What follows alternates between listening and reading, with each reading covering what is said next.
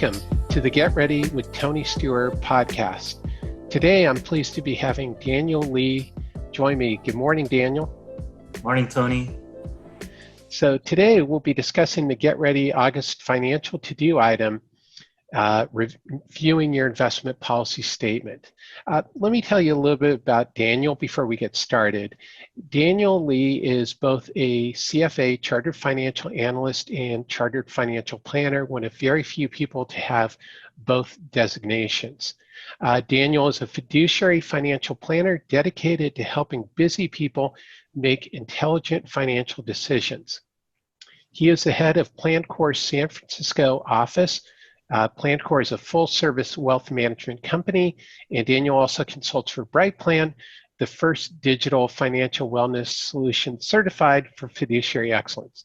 On top of that, Daniel is an award-winning personal finance instructor at UC Berkeley Extension and is a member of the CFA Society of San Francisco and the National Association of Personal Financial Advisors. So Daniel, can you tell us a little bit about what you do? Yeah, thank you for that introduction. I think you gave a pretty good outline right there. As you can see, I wear a few hats. I'm a personal finance instructor at UC Berkeley Extension. I'm currently a financial planner, financial advisor with Plancorp. So I work with individual clients, helping to manage their financial plan and investments. And then consult for Brightplan, which is essentially doing what I do for my individual clients, but they're using technology to really be able to scale that and to provide great financial advice to not just a handful, but to hopefully tens and thousands of employees, or hundreds of thousands of employees. Well, that's really exciting. And the technology I've seen from Brightplan is really next level. And I think you hit on a good point and part of why I've picked this topic is that most people don't have access to financial planning advice for a multitude of reasons. So I'm really glad you're getting out and doing this work and teaching and everything, because that's what we need. So let's get into the questions. First question is, what are the main benefits of having an investment plan or financial plan? So I would say the main benefit is that what an investment plan does is it organizes your investments so that it's part of a overall cohesive strategy that can help you achieve your goals and objectives. I'm a big fan of architecture and high rises in general. And so I feel like an investment policy statement or investment plan, when you build a high rise, you want to make sure you have all the dimensions in place. You don't just start building one floor by one floor, hoping you get a good building at the end. And I think that kind of translates to what an investment policy statement does, because a lot of new investors especially just start buying stocks and ETFs and mutual funds here and there without really thinking about how that fits into their strategy, or how that fits into their goals and objectives.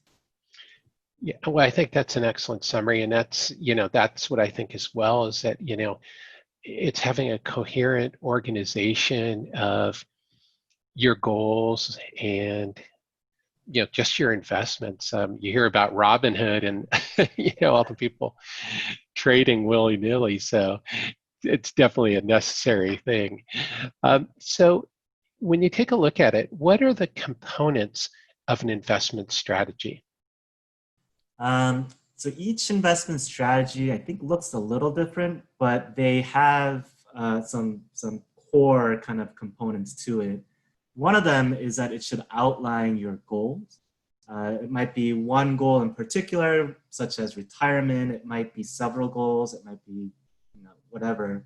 But to have a goal is probably the most important part of the investment policy statement. You wouldn't believe how many people don't have a goal set. And then that typically leads to the next component, which is your target asset allocation and your kind of risk tolerance and the amount of risk that you can take. And so an example of an asset allocation might be, in the broadest sense, a percentage to stocks and a percentage to bonds. It might look like 50% to each, or you might have a little bit more in stocks, a little bit more in bonds. And you can dig a little bit deeper there into real estate or alternatives, but I would, initially I would keep it high level to just stocks and bonds. And then it should also outline your investment strategy. So are you going to be in index funds? Are you going to do it yourself? Are you going to use a robo-advisor? If you hire a professional, they absolutely should give you an investment policy statement. And that, if you're in a IPS in that sense, they should also outline what your responsibilities are, what the advisor's responsibilities are. And they should align. They should align. And then the last two that I would say is it should have an investment selection criteria. So if you're going to be using index funds, or if you're going to be using whatever funds, how are you going to select those funds to be able to kind of build out your portfolio? It might say that you're going to be in a diversified portfolio, or it might say that your maximum expense ratio should be something. Maybe you want dividend paying stocks, or you want something that's liquid, something that can easily be converted. And last but not least, you should specify the monitoring parameters. So do you want to be looking at this monthly, quarterly, annually? But it should have some type of a cadence, so that you're not kind of, I guess you're dictating when you review your portfolio, not CNBC. Definitely. Well, and I think, the key word that is coming through is the word planning. When you talked about the high rise and the architects and the financial plan, is the thread that I'm getting is that it's all about plan. And I mean, it's even in the name financial planner. That you have a plan, you execute the plan. So that's great. So how often do you recommend that people review their investments? It's a tough question, just because I guess there's no right answer into how often you want to review your investments. We at Plancorp like to look at our clients' portfolios at least once a month. Okay. There might be certain situations where you need to look at it more often, but we typically tell you don't want to be checking your investments on a daily level, because it's probably, money is very emotional, and the more you look at it, the more you tinker with it, the less likely that you'll achieve your goals. But at the same time, you don't want to kind of set it and totally forget it, because there might be some adjustments that you need to make. And so if I had the choice between to say look at it daily and don't look at it for 10 years, I'd probably go with don't look at it for 10 years. But there should be you can probably find a good middle ground there. Definitely. Well, and I think the key takeaway is that day-to-day monitoring of your investments, it's just, it's like watching a roller coaster if you watch the market. Reminded, I don't know if you may recall if it was Benjamin Graham or Burt McHale, one of them, about the market moves like a drunken sailor, stumbling around, trying to guess that next step that they're going to take. Have you heard that? I've heard something similar where they said the markets are like, when you're walking a dog, the markets are like the dog, where it's kind of running, zigzagging back and forth. And the human dog walker is the financial plan, where they're going to a specific destination. And I think it's similar, not the same, but similar. Definitely. Well, they probably had to update it, because it's probably not as acceptable as it was when I went to college. So I'm dating myself a little bit here. There was a study, I believe it was Fidelity that did a study, and they looked at the accounts that had done relatively well, and to try to look at what those account owners did to perform better than the rest.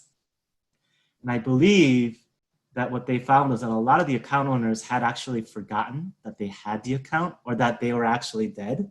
So I Funny. realized that the less you tinker with your accounts, the better you do. Well, I'm assuming that's not an endorsement for dead financial planners. But I think the key takeaway, is, all kidding aside, is that you want to monitor it, but you don't want to dwell on it every day. And I think that's such an important point. Um, so, what are some of the issues that people should look for when reviewing their investment portfolio? I would say the number one driver of kind of what they should look for is if that investment plan still aligns with their goals and objectives and their situation. Part of what makes financial planning fun but also challenging is that your life is changing year to year. And I tend to work with a lot of kind of Gen X and millennial clients um, who are getting married, having kids. There's just so many changes, especially I think at that life stage, that you just want to make sure that everything is still aligned. Um, yeah, and so that might lead to changes in your stock bond allocation, your asset allocation. It might lead you to change in time horizon. Um, it might change in your risk profile where you are more willing to take risk as a single person, and then you get married and have kids, and maybe you want to dial that risk down a little bit. And so there's lots of changes that could happen in your life that might lead you to, and those are the things that you want to take a look at when you're reviewing your investment plan. Definitely, and that gets back to the importance of reviewing your investment plan, is that it's all dynamic. Life changes, there's outside impacts, so it's really important to remember that planning is not a one-time event, that planning is an ongoing thing. So that's a great point. So I know one of the things you talk about is socially and environmentally responsible investing, and that's become a much more big part of the general investment conversation. So how can people incorporate socially and environmentally responsible investing into their strategy? Great question. A lot of my clients, especially out in California that are younger, tend to want some sort of the socially environmental responsible kind of strategy incorporated into their plan. It The only recommendation I would give there is, well, one, I think it's a great thing if you can align your values with your portfolio. The only risk there is that you have the risk of making your portfolio overly complex. So that's what you want to avoid. And so if you want to incorporate, it's called ESG, environmental, social, and governance investing, ESG. You want to have your investment objectives, kind of your investment plan, lead your portfolio, and then incorporate ESG into in there so that it fits with your overall goals and objectives. What I fear clients doing is they lead with their ESG hat. And so they start to kind of move away from what they actually wanted to do with their investments and start going down this path that might not help them achieve their goals. So one example there would be, your original intent was to have a very broadly diversified portfolio that's very liquid, again, meaning you can sell it and convert to cash quickly with low expense. And then they start going down this road of ESG, and all of a sudden it's very concentrated in 10 stocks. It's very expensive, and it's not readily available to be converted to cash. It's illiquid.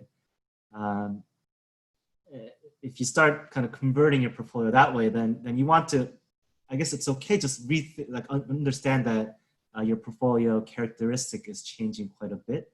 So you just want to be mindful of that. Well, definitely, and I think that gets back to what we were talking about earlier, is having that plan, your architectural outline of where you want to go, and that keeps you from getting into that situation if you're doing that document at the very beginning and coming up with your general investment philosophy and strategy, instead of leading with a particular emphasis or goal that may not fit in with a general plan. So I think that's a wonderful point. Absolutely. Definitely. So Daniel, what's your number one tip on being financially prepared? I think you just said it beautifully, Tony. Have a plan, have goals, have a plan, but don't just have goals and a plan. Have a system that works for you. That might be creating an investment plan to begin with and following that investment plan. It might be automating your investment somehow through a robo-advisor. That might require you to hire an advisor. I think any of those options work as long as you have a plan and you have a system that works. Definitely. You know, I'm just recalling, I think this may be going back a few years, but wasn't there a website at one point by CFP that was like make a plan or something like that? I think it was, yeah. CFP, it might have been one of their taglines. It was like make a plan. Plancorp has a startmyplan.com. Oh, okay. Maybe that's where I've seen it. Yeah, I but I remember know something. CFP had something like that too. Definitely. So where can people learn more about you and what you're doing? The best place to find me is at my personal website at hellogoodplace.com. You can find more about what I'm working on, some of the links to my blog articles and published pieces. And hopefully I'm trying to start a newsletter, so you could sign up for my newsletter there as well. Fantastic. Well, great. Well, Daniel, thank you so much for joining me today. This has been an amazing conversation.